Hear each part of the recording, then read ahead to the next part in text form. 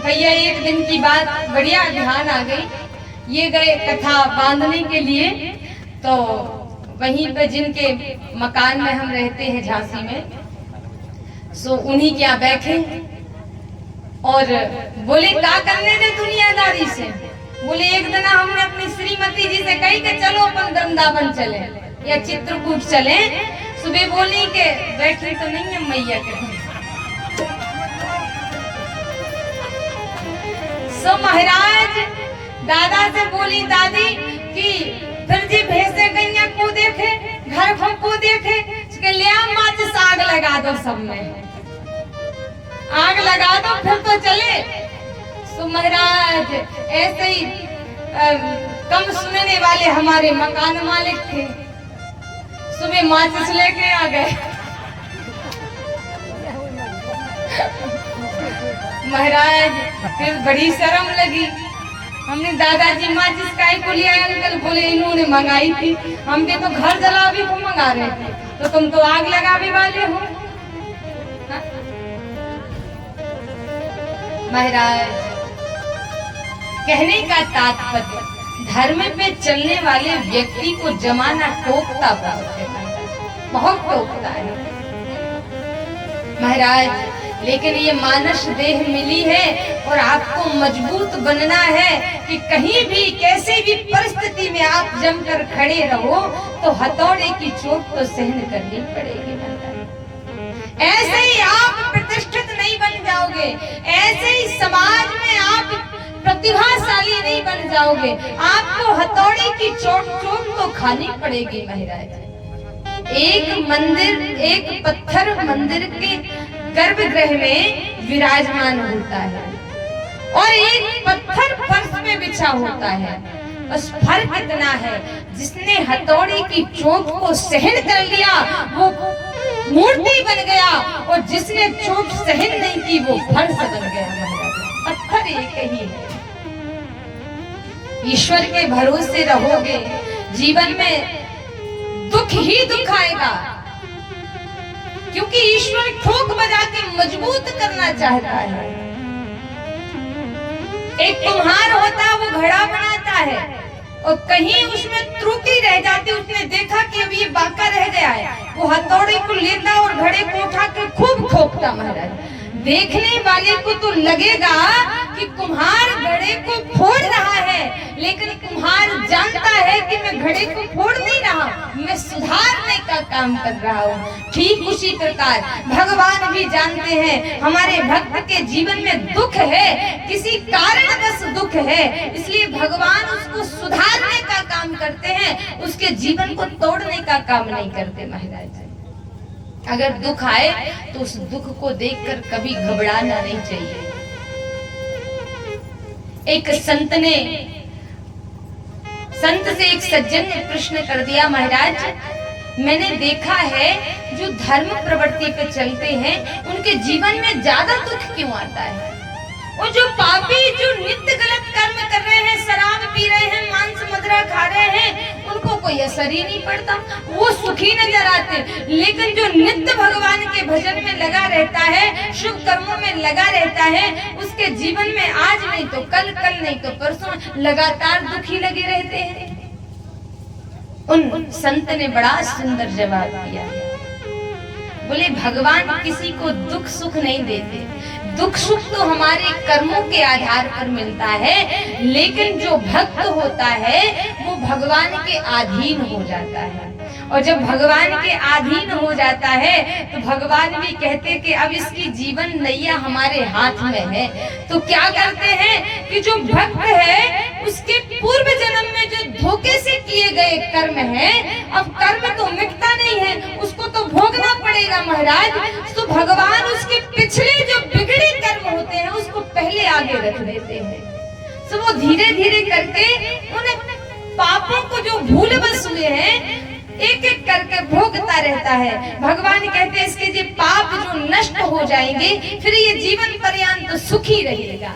इसलिए भक्त के जीवन में पहले दुख आता है, और जो दुष्ट होता है जिसको समझाने के बाद भी वो मानता नहीं है, तो भगवान क्या करते हैं कि चल तूने पहले जो बढ़िया शुभ कर्म किए हैं उन शुभ कर्मों का फल तुझे पहले दे देता हूँ, और जो इसने गलत कार्य किए हैं या कर रहा है, जब इसके शुभ कर्म नष्ट हो जाएंगे फिर अशुभों का भुगतान भोगता रहेगा, जीवन पर्यंत भोगता रहेगा। आप विचार करिए और देखिए, आपके सामने भी कई ऐसे दृश्य देखने को मिलते हैं। कई लोग ऐसे हैं कि एकदम खुशी सुखी रहते हैं और पाप भी करते हैं, निंदा चुगली करते हैं, मांस मदिरा का सेवन करते, शराब पीते हैं महाराज। और जब उनका घड़ा भर जाता है तो एकदम ऐसी विपत्ति टूट पड़ती है कि उसका वो बयान नहीं कर सकते महाराज। यही रीजन होता है महाराज। हमारे शुभ कर्म जब नष्ट हो जाते हैं तो महाराज अशुभ कर्मों का जब पाला आ जाता है तो जीवन में फिर दुखों की बाढ़ आ जाती है महाराज। इसलिए कहते हैं कि अगर इस जीवन में आप आनंद के साथ रहना चाहते हैं, आप सुख पूर्वक रहना चाहते हैं तो भगवान का भजन करिए। अगर जीवन में दुख भी आएगा तो भजन में वो सामर्थ्य है कि दुख का आपको अनुभव नहीं होगा, दुख भी निकल जाएगा महाराज। इसलिए मैं बार बार निवेदन करूं मैया, आपके जीवन में कल तक जो भी रहा, जैसा भी रहा, पता नहीं ये श्वास कब रुक जाए, हिसाब तो ठाकुर जी को देना पड़ेगा। आपने जो भी किया है उसका परिणाम आपके सामने आएगा। भूल बस जानबूझ के जो भी आपने गलत किया, आपको लगता है कि सामने वाला गाली दे रहा इसलिए हम दे रहे हैं, सामने वाला हमसे जलता है इसलिए हमें भी गुस्सा बढ़ती है, इसलिए हम भी सुना देते हैं, सामने वाले ने हमारे साथ ये किया इसलिए हम भी उसके साथ ऐसा करेंगे। सामने वाला क्या कर रहा है इन बातों पे गौर ना दें, हमें क्या करना है इस पर विचार करें। अगर सामने वाला गाली दे रहा है, क्या हम भी सामने वाले जैसे बन जाएं? सामने वाला निंदा कर रहा है तो क्या हम सामने वाले जैसे बन जाएं? फिर सामने वाले में और आप में क्या अंतर रहेगा? जो भी है जैसा भी है भगवान को अर्पण करके हे ठाकुर, और रोज नियम बनाइए, जो भी कार्य करना है आप ईश्वर को समर्पित करके वो कार्य करिए, उस कार्य में कभी त्रुटि नहीं हो सकती। अगर आप गलत मार्ग पे भी जा रहे हैं तो एक बार आपको संकेत जरूर मिलेगा कि ये गलत है, इसको मत करो, दूसरा करो। ये भक्ति में सामर्थ्य है, ये भजन में सामर्थ्य है महाराज। इसलिए मैया जैसे भी हो, जहां भी हो, भगवान का भजन करो। और किन किन को गुरु दीक्षा मिली है हाथ खड़े करें।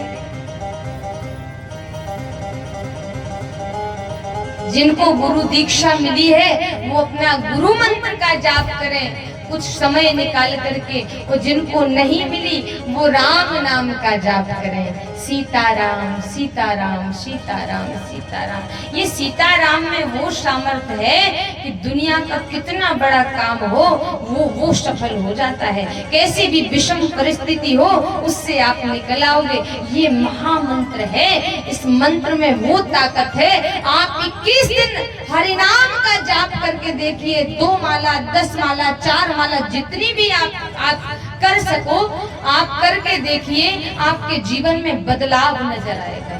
जिनके घर में कलह है, जिनके घर में लड़ाई झगड़ा होती है, मैं अपने गुरुजी के द्वारा जो दिया गया मंत्र है, जो मार्गदर्शन दिया गया है, वो मैं आपको बता रही हूँ। हमारे गुरु भगवान कहते हैं, अयोध्या वाले छोटी छावनी वाले, कि बेटा जब भी जीवन में विषम परिस्थिति आए कहीं भी मत जाइए, नित्य हनुमान चालीसा का पाठ करिए। कौन कौन यहाँ पर बैठे हैं जो हनुमान चालीसा का पाठ करते हैं? कहते हैं कि माताएं हनुमान चालीसा का पाठ नहीं करती। कौन कहता कि माताएं हनुमान चालीसा का पाठ नहीं कर सकते? कौन कहता है? हाँ, नियम जरूर बताए गए हैं कि जो महीने में 7 दिन माताओं को हनुमान चालीसा का पाठ नहीं करना है, बाकी जब आप शुद्ध हो, सात्विक हो, तब आप हनुमान चालीसा का पाठ कर सकती हो। ये हनुमान चालीसा खुद ही कह रहा है। हनुमान चालीसा में ये नहीं लिखा कि पुरुष पढ़े हनुमान चालीसा, ये नहीं लिखा कि संत पढ़े हनुमान चालीसा, न ये लिखा कि विप्र पढ़े हनुमान चालीसा, ये लिखा जो यह पढ़े हनुमान चालीसा और होए सिद्धि साखी गौरीसा। हनुमान चालीसा का पाठ करिए। आपके घर में भूत प्रीत पिशाच जो भी समस्या है, भूत प्रीत पिशाच इत्यादि की समस्या आती है ना, उनको बे लगे हैं, उनको डंकनी लगी, संकनी लगी, पिचास पिशाच नहीं लगी। माताएं, अगर आप अपने बच्चों को हनुमान चालीसा का पाठ करवाती हैं या स्वयं करती हैं, आपके घर में कभी भूत प्रीत की बाधा नहीं आएगी और सभी मनोरथ सिद्ध होंगे। राम नाम का जाप करिए, तुलसी की माला गले में धारण करिए।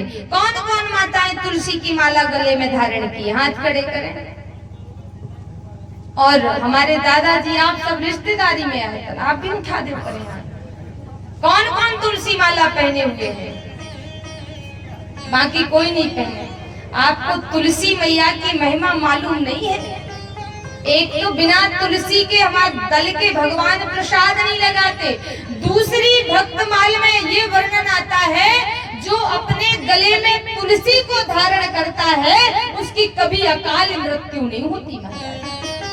ये तुलसी की महिमा है। जो भी अपने गले में तुलसी को धारण करता है, शुद्ध तुलसी, उस पर किसी की मूठ काम नहीं करती महाराज, किसी का तंत्र मंत्र काम नहीं करता। ये तुलसी में सामर्थ्य है महाराज।